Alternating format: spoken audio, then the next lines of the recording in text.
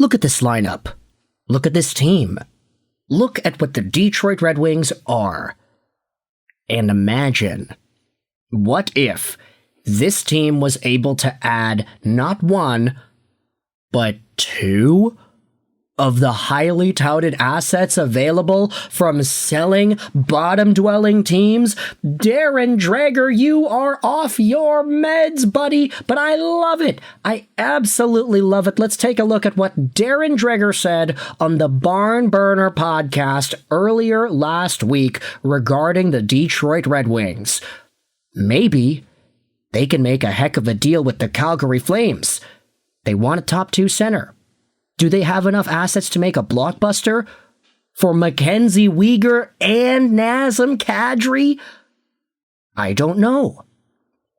This is from the Barn Burner, January 30th, and I just wanted to go out there and say this. Do the Red Wings have enough assets to make a blockbuster deal for Weegar and Kadri? The answer is yes. The answer is absolutely yes. If you were to put these two players, Weegs and Kadri, into the NHL Be a GM mode trade simulator, if you put them side by side, you would have enough value from Detroit somewhere in the organization to equal these two guys. Just off the top of my head, you're probably giving up 2 first-round picks, you're probably giving up at least a B-plus prospect, and maybe a C prospect as well.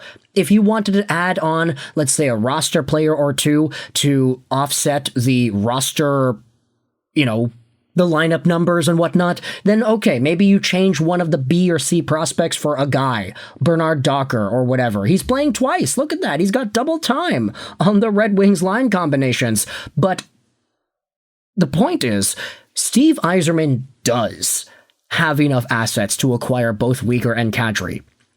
If these guys both get traded separately, and inevitably we look at the values of their trades added together, I'm pretty sure that if Weegar gets traded for like a first and a nice prospect, and if Kadri gets traded for like a first and a nice prospect, we're not going to be too surprised, right? Detroit has the ability to make a trade go down. The question is, does Stevie Y want to do that? And we have some very good evidence that says that he's been so conservative the past few years that, hey, guess what? It's been 7 years of Yzerman as the Red Wings GM? He hasn't been a buyer once. Like we talked about Max Domi yesterday, he'd be a pretty good addition to this Detroit Red Wings team, but Max Domi, as your big buying addition at the trade deadline, peanuts compared to what some of the other teams are going to go out there and try to acquire. Some team is going to get Panarin. Some team is going to get Nazem Kadri. Some team might even go out there and get some other superstar names that we hadn't heard of yet. Weegar and Kadri are two very good players. Better than Max Domi, that's for sure.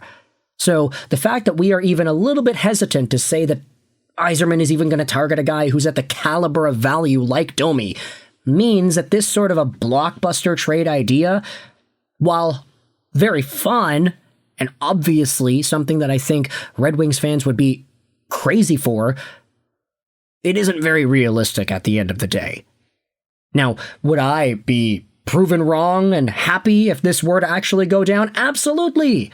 Like, it's not even the idea that I think that Weegar is a good player and Kadri is a good player. Never mind the fit, or do they actually make do with this team and their timeline. Kadri's 35. The contract goes on until 2029. Like, there are a number of things that you can bring up that I can understand if you say that Weegar and Kadri would be negative additions to the long-term future of the Red Wings. But just the magnitude of what this kind of a trade would look like on paper, it's the magnitude of trade that we haven't seen Steve Yzerman do since, I guess, the Alex DeBrincat trade.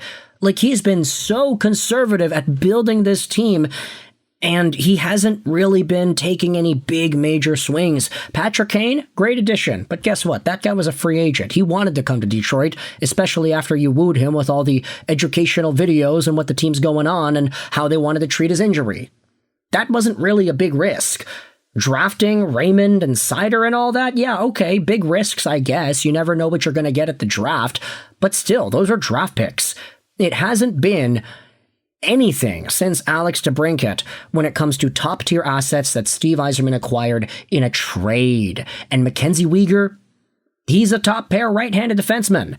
I'm not saying you're dethrowing Moritz Seider from top spot, but what I am saying is that his presence will greatly reduce the load on Seider and give a little bit more breathing room for Axel Sandin Pellikka. Weegar signed on till 2031. He's making $6.25 million a year. That's very manageable. This is a guy who's got 17 points in 54 games, on pace for 26 points, which is literally half of what he had done 2 seasons ago. MacKenzie Weegar was a goal-scoring machine at 20 goals in 82 games in 23-24. This is the kind of guy that could add a really nice layer of offense, shot blocking, physicality, defensive acumen, and whatnot with Detroit. Almost everything you like to see Seider do, Weegar does it too. He's very good. Meanwhile, Nazem Kadri, 35 years old. The deal goes on till 2029. So, yeah, 27, 28, 29. He'll be 38 when the deal expires. He's a pretty old dude, and he's making $7 million a year. But these days, $7 million guys who get 50 points a year are pretty standard, and Nazem Kadri is 2 seasons away from 75, 1 season away from 67, and also 1 season away from a 35-goal year. He's on pace for so much fewer points this year. The Calgary Flames stink. A lot of guys are going out there and not producing as much, which is fine. The team is just not that good. And so what I'm thinking about is, hey, if Steve Yzerman, really, if they had the balls to pull off a trade like this, send away a really nice prospect or 2, plus some draft picks for Weegar and Kadri, I get it. Michael Brandsteg-Newgard has value, long-term. Trey Augustine has value, long-term. Carter Mazur has value, long-term. Carter Bear has value, long-term. But these guys have really good value now. And you can say that value will carry into 2027 and 2028, 2029. If Steve Yzerman wants to take a look at that window of opportunity for what the Red Wings can do with this roster, with this winning record, and this group of guys, if he wants to look at that window and absolutely break it down with a sledgehammer, he can do that with a win-now kind of trade for Weegar and Kadri. That's just the idea.